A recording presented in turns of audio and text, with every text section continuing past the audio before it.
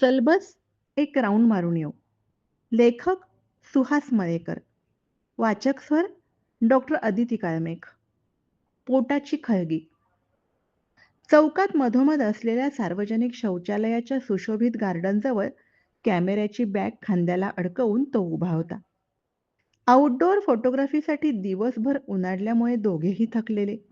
आधी तो आणि नंतर त्याचा सहकारी आत फ्रेश व्हायला गेला होता. त्याने पाहिलं. शौचालयाचं गेट सोडून पुढे डाव्या बाजूला भिंतीलगत बरीचशी मोकळी जागा होती. वरती मोठं होर्डिंग लावलं होतं. ते विमा कंपनीचं होतं.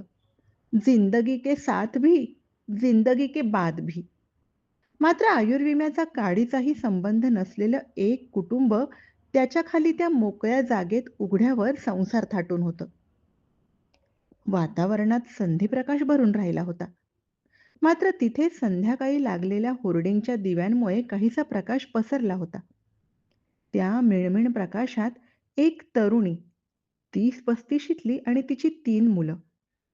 5वं सदस्य दाताचं बोळकं झालेली एक म्हातारी. ते बहुधा जोडलेलं भावनिक नातं असावं. कुटुंबाच्या पाचातला एकमेव पुरुष 2-3 वर्षांचा. तो खेळण्यातली लंगडी मोडकी चारचाकी गाडी ओरखडत इकडून तिकडे चालवत होता. छोटूशा 2 बहिणी आपापल्या खेळात गर्क होत्या. थोड्याच अंतरावर बरेच उनाड पुरुष पत्ते खेळत होते. 4 जण खेळत होते, 4 जण डोकावत होते. यातच त्या कुटुंबाचा पराक्रमी पुरुषही असेल कदाचित, असा विचार त्याच्या डोक्यात चमकून गेला. एक गोल आरसा भिंतीला टेकवून त्यात बघून ती तरुणी तल्लीन होऊन तोंड रंगवत होती.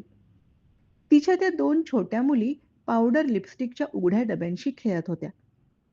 छोट्या मुलाची गाडी जाणाऱ्या येणाऱ्या वाटसरूंना चुकवत होती.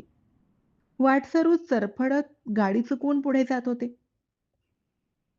सतत धावणाऱ्या मुंबईत एका ठिकाणी निवांत उभं राहून निरीक्षण केलं की अनेक तफावती लक्षात येतात.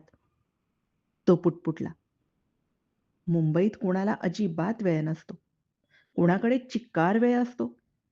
पोटाची खळगी सगळ्यांची सारखीच. ती भरण्याच्या तऱ्हा मात्र वेगवेगळ्या. म्हातारी उरलेलं भविष्य डोळ्यात साठवून होती.